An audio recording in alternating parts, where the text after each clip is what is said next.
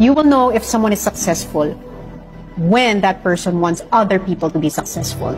That is my true definition of a successful person. When that person wants to help others to be successful, it's because successful people, they always want to bring others up. They always want to help others. Exactly. That's a true definition for me ng mga successful people. Isa ka rin ba sa mga taong gustong kumita sa lahat ng social media meron ka ngayon, gaya ng TikTok, Facebook, Instagram, YouTube, at lahat ng social media meron ka? Alam mo ba na kumita ako ng 30,000 in just 2 days lang sa paggamit ko sa mga social media ko?